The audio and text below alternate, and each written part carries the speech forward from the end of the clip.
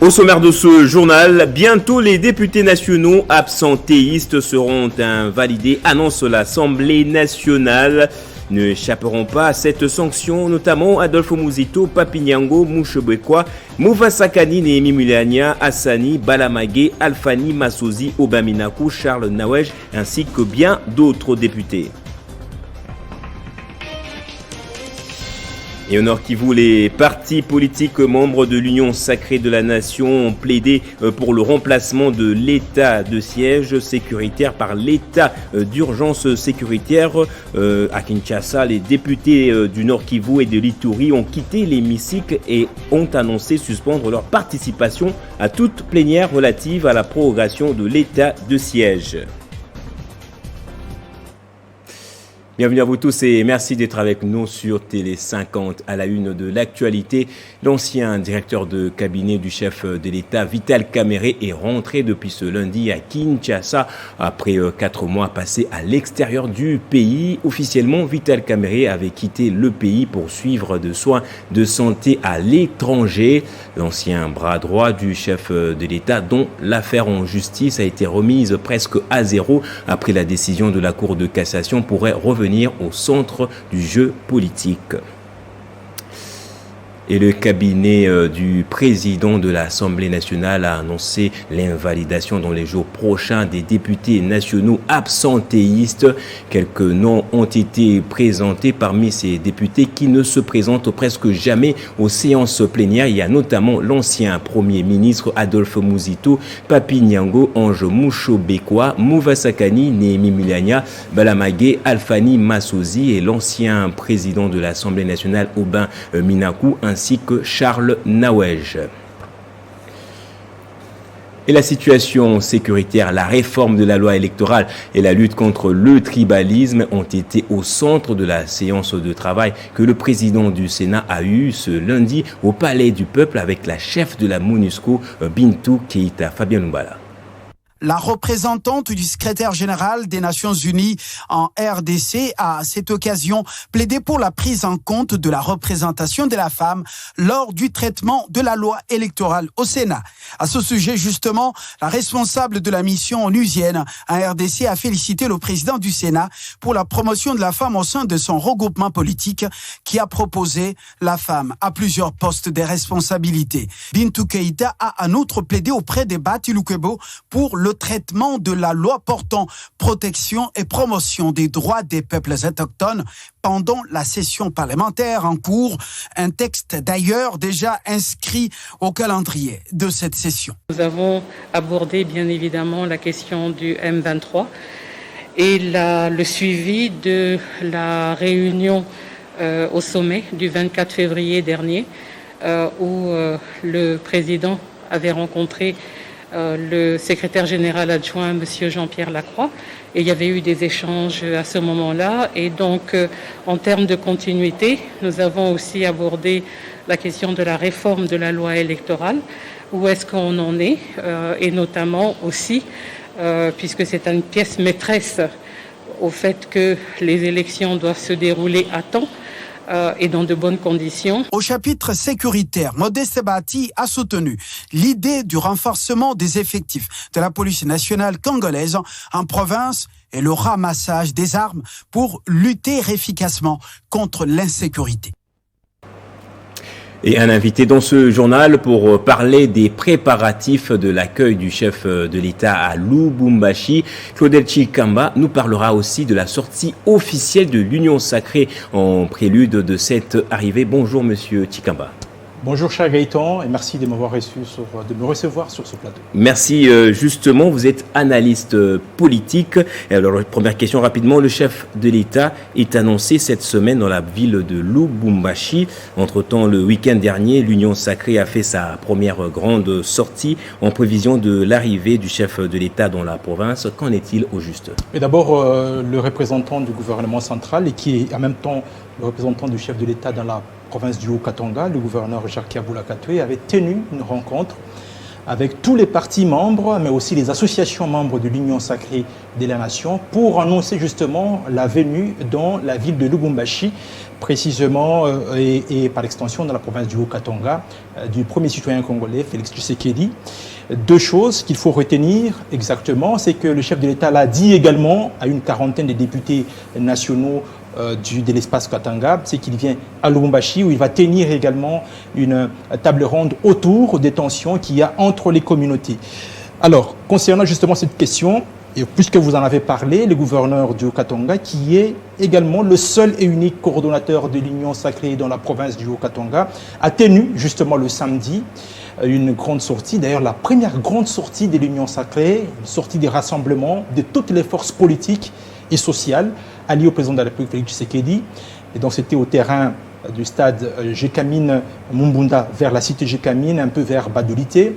Le discours était simple, c'est celui des rassemblements, celui de la paix et celui de l'apaisement, mais surtout celui de dire les communautés qui vivent dans le Haut-Katanga, toutes ces communautés sont dans une symbiose, il n'y a pas lieu de parler de telle ou telle autre origine, dans un sens bien sûr de division, mais de rassemblement pour la paix et pour le progrès. Jacques Kiaboula Katoué, quelles sont les grandes lignes autour desquelles le gouverneur entend faire tourner l'action de l'Union sacrée dans la province du Haut-Katanga? Ce sont des lignes qui corroborent avec la vision du chef de l'État. Le gouverneur l'a répété encore avant le vendredi, avant d'aller dans ce meeting. Il l'a répété au cours du Conseil des ministres, c'est-à-dire mettre l'homme au centre de l'action. Et donc, en tant que coordonnateur de l'Union sacrée, trois piliers essentiellement, c'est la paix, n'est-ce pas, avec l'unité bien sûr dans la province du Haut-Katanga. Le deuxième grand pilier, c'est le développement.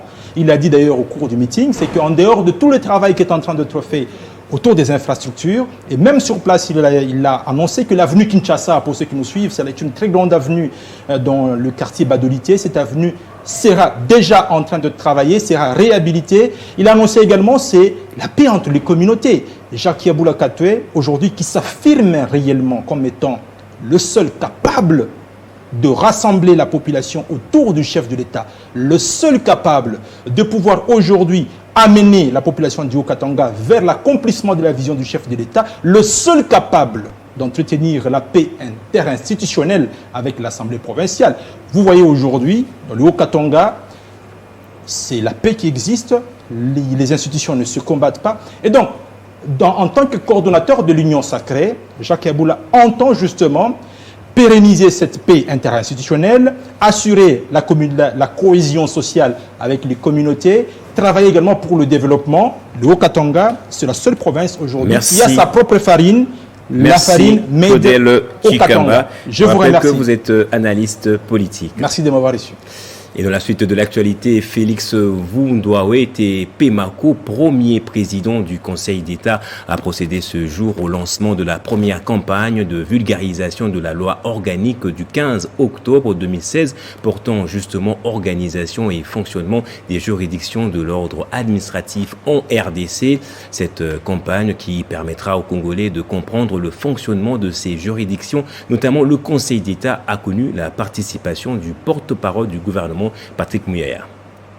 Je déclare ouverte cette campagne intitulée Conseil d'État se vulgarise. Cette première campagne de vulgarisation de la loi organique entend promouvoir les compétences de la plus haute juridiction de l'ordre administratif en République démocratique du Congo, explique Félix Vundwawe Pemako, premier président du Conseil d'État. Grande est ma joie de lancer ce jour la toute première campagne de vulgarisation de la loi organique portant organisation et fonctionnement des juridictions de l'ordre administratif que coiffe au sommet le Conseil d'État. Et cette campagne de vulgarisation du Conseil d'État et des autres juridictions administratives de la République démocratique du Congo s'inscrit simplement dans la logique de mieux connaître la vision de l'État de droit que le chef de l'État soutient depuis son avènement à la magistrature de la République démocratique du Congo. Plusieurs personnalités du monde politique ont rehaussé de leur présence cette cérémonie, notamment le porte-parole du gouvernement. Dans son mot, Patrick Mouyaya a salué l'initiative. Et c'est une initiative qui tombe bien à propos parce qu'elle permettra à ceux qui ont besoin de justice à ce niveau-là de savoir comment elle fonctionne. Rappelons que le Conseil d'État est conseiller de pouvoir public au niveau du pouvoir central en matière consultative, pour ne citer que cela. Et opérationnalisation urgente de la zone économique spéciale pilote de Maluku sur instruction du chef de l'État. Le ministre de l'Industrie, Julien Paluku, a dépêché sur place le chargé de mission de l'Agence des zones économiques spéciales AZES, Ogi Bolamba, et quelques experts pour faire un état des lieux. Nathalie Yoko. À la tête d'une équipe technique constituée des experts des ministères des Affaires foncières, urbanisme et habitat et des infrastructures et travaux publics, Ogi Bolanda, chargé des missions de l'Agence des zones économiques spéciales, fait l'état des lieux de la zone économique spéciale pilote des Maluku. C'est une zone qui a été suffisamment spoliée. Il y a des gens qui ont occupé ces terrains alors que depuis 2012, ce terrain a été décrété zone économique spéciale. Les services des cadastres les savent très bien. Les spoliateurs sont surpris dans la zone hors pilote en train de morceler et construire. Vous êtes des cadastres, vous êtes de qui? Qui vous a envoyé?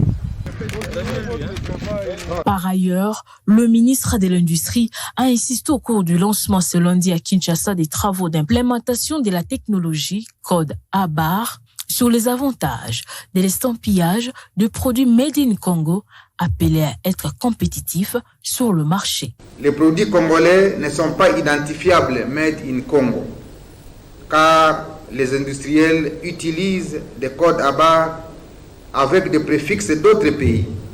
Et c'est avec comme résultante directe l'escapade de l'image de notre pays. Le code barre est le langage universel qu'ont les produits pour être identifiés sur leur provenance, leur contenu, leur date de manufacture et d'expiration, ainsi que plusieurs autres informations. Et c'est une nouvelle descente, soit la deuxième de l'autorité de régulation de la sous-traitance dans le secteur privé, la RSP Lualaba à Fungurume. La commune rurale du Lualaba a eu droit à une deuxième sensibilisation et vulgarisation de la loi 17/001 de la RSP. Ils étaient plus de 40 opérateurs économiques et sous-traitants de la commune de Fungurume à participer à cet atelier organisé par l'autorité de régulation des sous-traitances dans le secteur privé, RSP Lualaba, qui avait pour objectif la vulgarisation de la loi 17/001 fixant les règles applicables de la sous-traitance dans le secteur privé. 4 opérateurs ont exposé pour apporter plus d'éclairage sur les différents axes pour accéder aux bénéfices afin de valoriser la main-d'œuvre congolaise. Une série de questions-réponses pour éclairer les zones d'ombre. Donc il a été question de pédagogie, mais aussi d'annoncer déjà le concours, parce que nous devons passer à la vitesse supérieure. Il est plus que temps que cette loi puisse se faire appliquer dans la province de Lualaba, dans le territoire de l'Ogoudi et ici à Fungurume.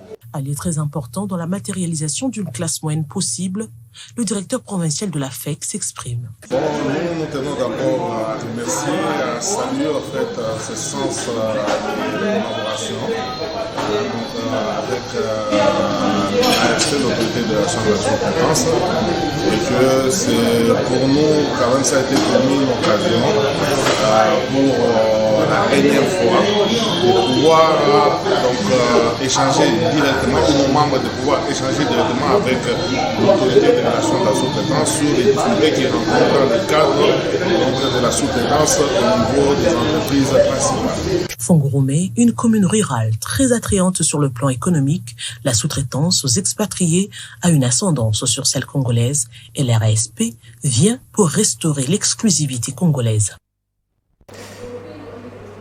Et les agents de la présidence de la République étaient du 15 au 17 mars 2022 en séminaire de renforcement de capacité, une initiative du chef de l'État exécutée par son directeur de cabinet, Guilain Niembo. Crispin Timkoufa revient sur l'activité.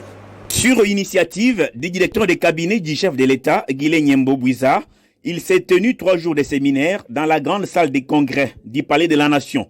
Au programme, les renforcements des capacités des membres du cabinet du chef de l'État, déterminés à ériger de bonnes pratiques et une culture des résultats au sein du cabinet du chef de l'État, un engagement pris à l'occasion des échanges de vœux 2022 en vue de renforcer la synergie et l'articulation des différents services de la présidence. L'excellence comme ambition était le maître mot de cette conférence voulue par les responsables de l'administration de la présidence. Une vulgarisation des services publics au sein de l'institution présidentielle dans le but d'atteindre l'excellence, l'efficacité, les résultats.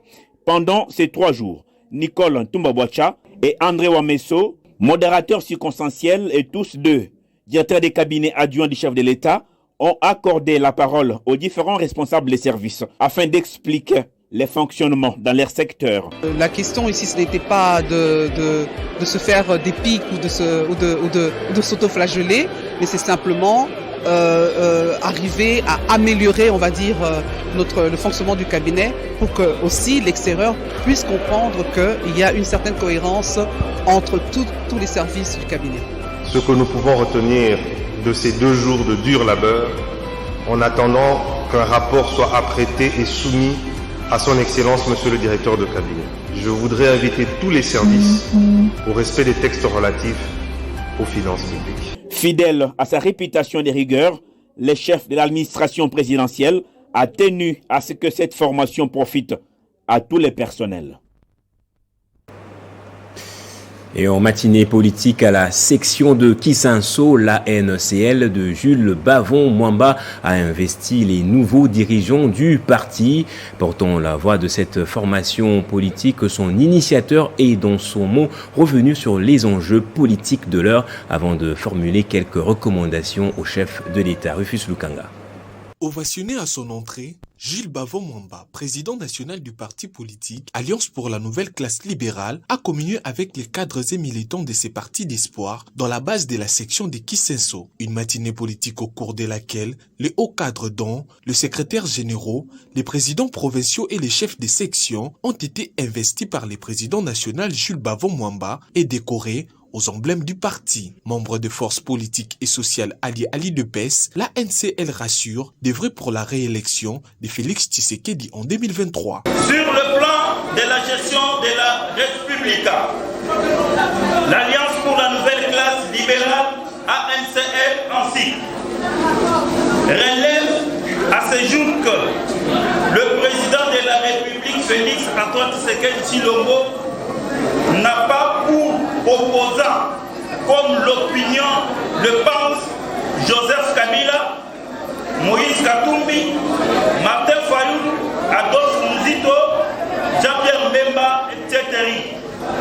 Mais plutôt, ses propres opposants sont les politiciens à qui il a confié la responsabilité de la gestion de la Respublica à tous les niveaux, qui, en retour, travaille pour saboter sa vision.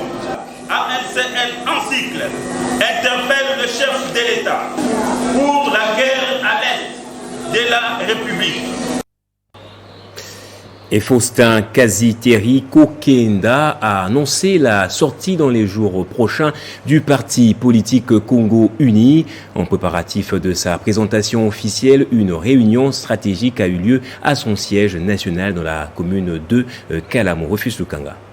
C'est au tour de son initiateur et président national, Maître Faustin Kaziteri Kokenda, qui s'est tenu la réunion stratégique et préparatoire de la sortie officielle du nouveau parti politique Congo Uni. Appelé affectueusement Maître Kazi, Faustin Kaziteri Kokenda a prêché la devise d'unité, de solidarité et de développement à l'ensemble des membres de cette plateforme politique. Une rencontre liée à la connaissance de l'idéologie et la vision du parti, l'adhésion des membres à travers les remplissages de la fiche d'adhésion, mais aussi la réflexion sur l'implantation du parti, d'où tous les représentants des districts de Kinshasa présentés à ces assises ont été motivés à la réussite du processus de recrutement et d'implantation, d'abord dans la capitale, ensuite dans toutes les provinces du pays. Il est temps que le Congo puisse changer et le changement il est possible dans ce pays. Nous avons tous les atouts, nous avons tous les moyens pour que nous puissions aller de l'avant. Mais qu'est-ce qui ne va pas?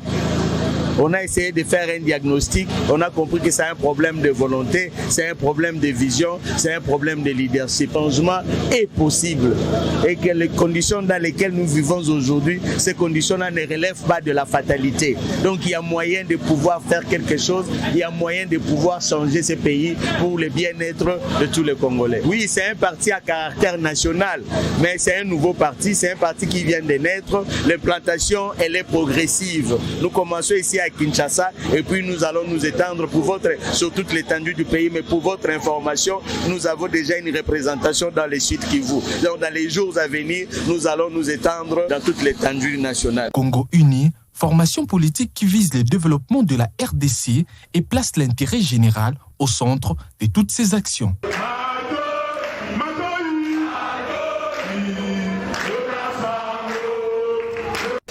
Et adoption de la loi électorale, la dynamique pour une sortie de crise de Lisanga Bonganga s'oppose à la démarche des députés nationaux membres de l'Union sacrée de la nation qui ont annoncé boycotter le consensus autour des réformes électorales telles que proposées par le FCC et l'AMOCA. La DISOC demande par ailleurs aux Congolais de rester vigilants en cas du non-respect du consensus susvisé. Regardez. La DISOC a suivi attentivement la déclaration des députés nationaux membres de l'Union dite sacrée de la nation, en rapport avec la proposition de loi modifiant et complétant la loi électorale en vigueur. La seule voie idoine de sortie de crise soutenue non seulement par les FCC, mais également et surtout par la MOUCA, par la DISOC et toutes les forces politiques et sociales acquises au changement. La DISOC s'étonne d'entendre aujourd'hui les députés nationaux refuser le consensus, oubliant qu'ils se sont constitués frauduleusement. Une majorité parlementaire dire non au consensus, c'est commettre un acte de haute trahison. En la mémoire de Papa Etienne Tshisekedi Wamulumba, qui a toujours prôné mise en place d'une CENI crédible et d'une cour constitutionnelle impartiale. Dire non au consensus, c'est ouvrir la voie aux élections contestées et chaotiques, c'est préparer une candidature unique. Dire non au consensus, c'est confirmer la thèse selon laquelle la Constitution se confond en la personne de Félix Tshisekedi. Et dans la suite des échos des partis politiques, à la veille de la sortie publique de l'ACP, l'Alliance des Congolais progressistes, prévue à la fin de ce mois, des adhésions continuent à être enregistrées dans le parti. Le week-end dernier, plus de 3000 membres de l'ASBL, les amis de Lévi, un pays, ont accepté de porter les couleurs de l'ACP. Ils étaient plus de 3000 membres, hommes, femmes et jeunes de l'ASBL, les amis de Lévi Mpai, tous habitants de la commune de Bondalungwa, qui ont toujours soutenu les actions de leur leader, lui aussi natif de Bondal, ont décidé de lui prouver leur fidélité par une adhésion massive à l'Alliance des Congolais progressistes, ACP, parti cher à Jean-Tiningo Bilambaka. Ensemble, ils ont marché inlassablement de Bondal jusqu'au siège du parti situé à la 10e rue industrielle dans la commune de Limete, des chants et des cris de joie jusqu'au siège du parti situé à la 10e rue industrielle dans la commune de Limete. Des chants et des cris de joie ont marqué l'expression de cette foule qui débordait d'énergie. Ces jeunes et femmes de Bondal sont tous unanimes. L'ACP est donc ce parti de l'heure, et surtout quand on sait que ce jeune parti politique, qui verra le jour le 28 mai prochain, bouge déjà les lignes du paysage politique en République démocratique du Congo, avec plus d'1 million d'adhérents en ce jour. L'ACP a été créée pour soutenir la mission du président de la République et travailler de manière à donner à Félix Tshisekedi une majorité confortable à l'Assemblée nationale lors des prochains scrutins.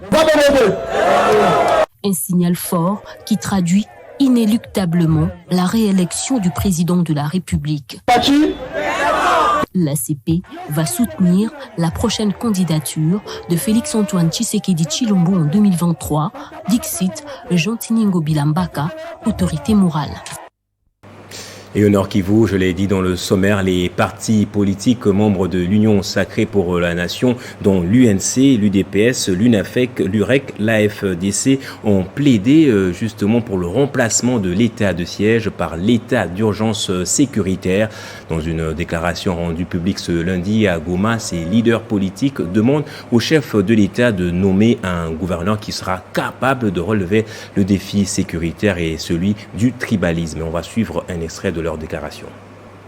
Prenant en compte la dégradation sévère de la situation socio-économique de nos populations dans les différentes villes et différents territoires, dans les soucis d'accorder une gouvernance responsable, patriotique et capable d'asseoir une nouvelle classe politique pour le bien-être collectif en province du Nord Kivu, capable d'apporter la paix, de défendre la vision du président de la République et chef de l'État Félix-Antoine Tshisekedi Tshilombo. Les leaders des partis politiques et personnalités politiques de l'Union sacrée de la nation au Nord Kivu déclarent ce qui suit. 1. Au président de la République d'élever l'état de siège au profit de l'état d'urgence sécuritaire tout en renforçant nos opérations conjointes FARDC-UPDF. De nommer un nouveau gouverneur civil avec un gouvernement exceptionnel ici du grand site de la province capable de relever les défis tribalistes, divisionnistes, sécuritaires et socio-économiques. Ce gouverneur devra être jeune, dynamique, fédérateur, pacificateur, unificateur. 2. Aux populations de la province du Nord Kivu, de soutenir efficacement l'état d'urgence à venir et les autorités exceptionnelles demandées pour asseoir définitivement la paix et la sécurité dans toute la province du Nord Kivu.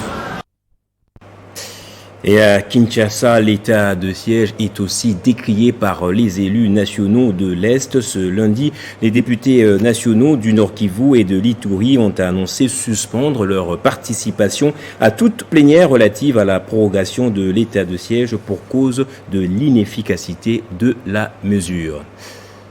Et les essais du bac Zongo ont été un succès dans la province du Sud Ubangi. L'ouvrage construit par l'entreprise congolaise Oriental Roads and Construction et qui assurera le transport entre la RDC et la RCA a été déclaré conforme aux normes. C'est dimanche 17 avril 2022, une étape a été accomplie dans la promesse faite par les présidents de la République Félix-Antoine Tshisekedi aux populations du Sud Ubangi en général et celles de la ville de Zongo en particulier. Il s'agit des essais du bac Zongo construit par l'entreprise congolaise Oriental Road and Construction qui assurera la traversée entre la ville de Zongo en RDC et celle des Bangui en République centrafricaine. Ces essais ont duré 3 heures et ont été effectués en présence des responsables de l'Office des routes et d'Oriental Road, les directeurs, chefs de département, de gestion et maintenance des matériels et de l'Office des routes s'est félicité de la spécificité de la construction de ces bacs qui répond aux normes internationales en la matière. Il peut prendre une dizaine de véhicules légers, il peut prendre un camion avec remorque, il n'y a pas de souci. Alors jusque-là, tous les essais que nous faisons sont bons.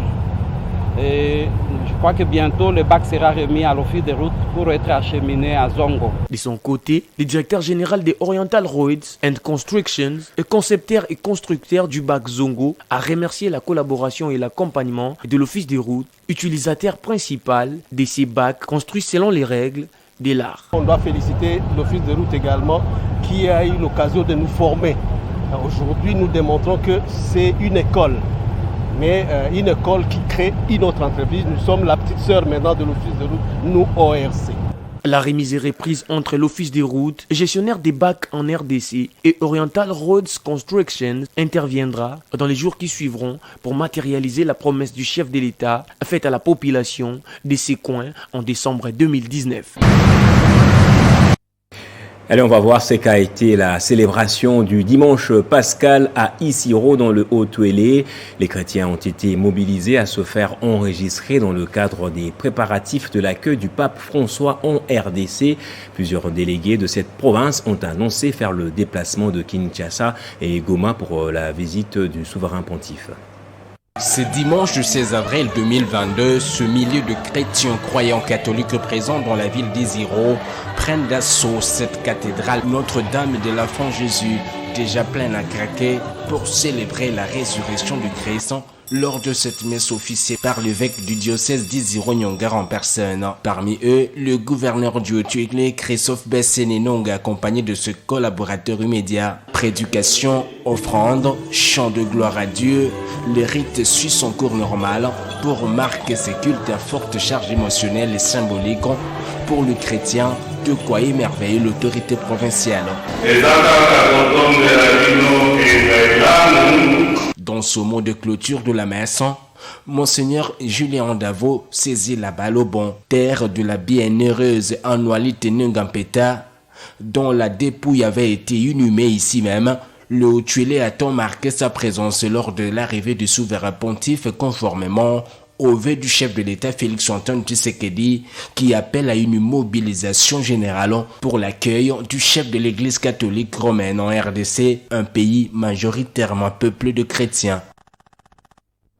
Faisons un autre bond en arrière dans le temps pour terminer cette fois ce journal. Plusieurs femmes, ainsi que celles de l'Assemblée provinciale du Kasaï central, ont répondu présentes à la cérémonie de clôture du mois de mars, leur dédiée sous le leadership de la députée nationale Denise Malaji-Tchiboui, qui leur a promis tout son soutien.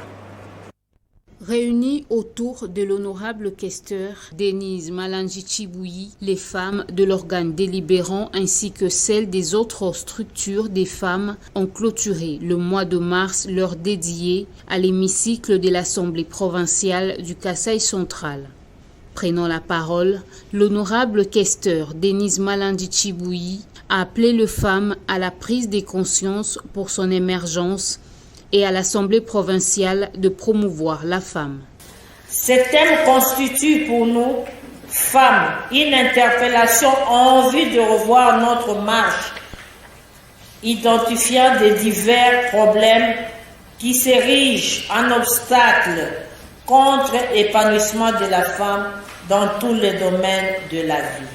Ensemble, nous nous engageons à combattre toute forme de discrimination à l'égard de la femme ici à l'Assemblée. À la fin de la cérémonie, des pagnes ont été offerts à toutes les femmes présentes, dont de l'honorable Denise, un geste salué.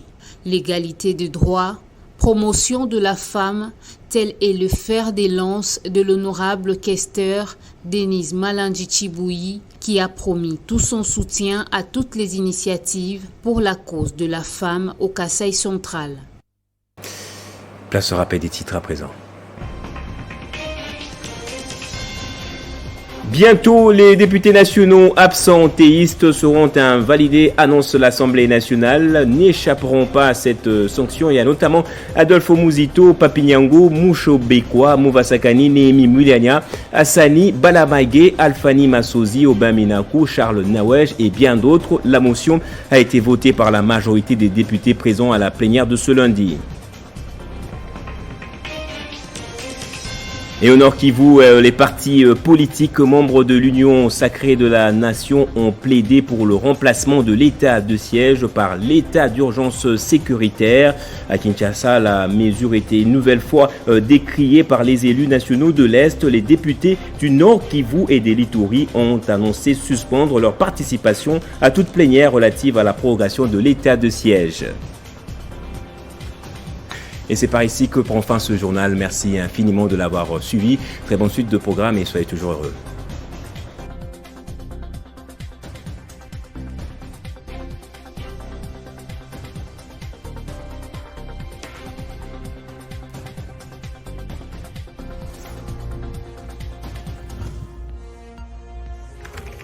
L'actualité reste en continu.